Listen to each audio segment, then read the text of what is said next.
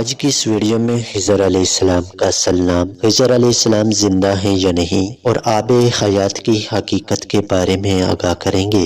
آج کی ویڈیو بہت ہی اہم ہونے والی ہے، اس لیے آپ دوستوں سے گزارش ہے کہ ویڈیو کو آخر تک ضرور دیکھیے گا۔ تو آئیے ویڈیو کا آغاز کرتے ہیں۔ حضرت خضر علیہ السلام کی کنیت ابو العباس اور نام بلیہ، اور ان کے والد کا نام ملکان ہے۔ بلیہ سریانی زبان کا لفظ ہے، عربی زبان میں اس کا ترجمہ احمد ہے۔ خضر ان کا لقب ہے اور اس لفظ کو 3 طرح سے پڑھ سکتے ہیں: خضر، خضر، خضر۔ خضر کے معنی سبز چیز کے ہیں۔ یہ جہاں بیٹھتے تھے وہاں آپ کی برکت سے ہری ہری گھاس اگ جاتی تھی، اس لیے لوگ آپ کو خضر کہنے لگے۔ حضرت خضر علیہ السلام حضرت ذوالقرنین علیہ السلام کے خالہ زاد بھائی بھی تھے۔ حضرت خضر علیہ السلام حضرت ذوالقرنین علیہ السلام کے وزیر اور جنگلوں میں علم بردار رہے ہیں۔ یہ حضرت سام بن نوح علیہ السلام کی اولاد میں سے ہیں۔ تفسیر ساوی میں ہے کہ حضرت ذوالقرنین علیہ السلام حضرت ابراہیم علیہ السلام کے دست حق پرست پر ایمان قبول کر کے مدتوں ان کی صحبت میں رہے، اور حضرت ابراہیم خلیل اللہ علیہ السلام نے ان کو کچھ وصیتیں بھی فرمائی تھیں۔ تو اس سے یہ معلوم ہوتا ہے کہ حضرت خضر علیہ السلام کا دور حضرت ابراہیم علیہ السلام کے دور کے فوری بعد کا ہی ہے۔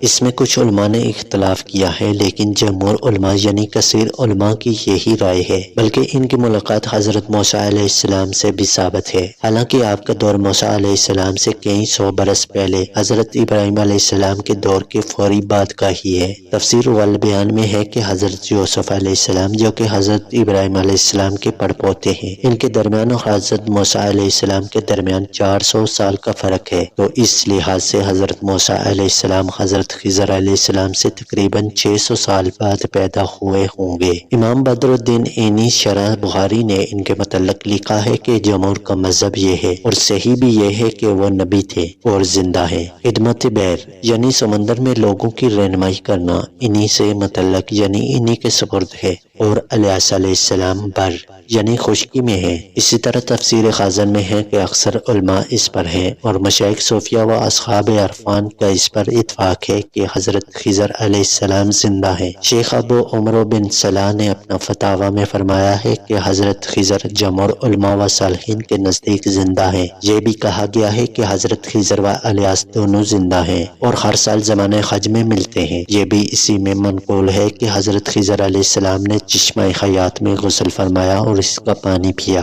اسی طرح تفسیر ساوی میں ہے کہ حضرت خضر علیہ السلام حضور ختم النبیین صلی اللہ علیہ وسلم کی زیارت سے بھی مشرف ہوئے، اس لیے یہ صحابی بھی ہیں۔ اسی طرح حضرت عمر بن عبدالعزیز رضی اللہ عنہ سے بھی ان کی ملاقات ثابت ہے، اور حضرت خضر علیہ السلام نے ان کو نصیحت بھی فرمائی تھی کہ ہے عمر، اس بات سے بچنا کہ تو ظاہر میں تو خدا کا دوست ہو اور باطن میں اس کا دشمن، کیونکہ جس کا ظاہر اور باطن مساوی نہ ہو تو منافق ہوتا ہے، منافقوں کا مقام درک اسفل ہے۔ یہ سن کر عمر بن عبدالعزیز رضی اللہ عنہ یہاں تک روئے کہ آپ کی داڑھی مبارک تر ہو گئی۔ اور بھی بزرگان دین نے ان سے ملاقات کا ذکر کیا ہے۔ آب حیات کے متعلق بہت اختلاف ہیں۔ بعض لوگ اس کو ایک افسانے کے علاوہ کچھ نہیں کہتے، کیونکہ آب حیات کا تذکرہ نہ قرآن میں ہے اور نہ ہی کسی صحیح حدیث میں۔ ہاں، کچھ علماء کرام نے اس کا تذکرہ اپنی تفسیر میں حضرت ذوالقرنین علیہ السلام کے پہلے سفر کے زمرے میں کیا ہے، جیسا کہ تفسیر الخزائن العرفان میں نقل ہے۔ حضرت ذوالقرنین علیہ السلام نے پرانی کتابوں میں پڑھا تھا کہ سام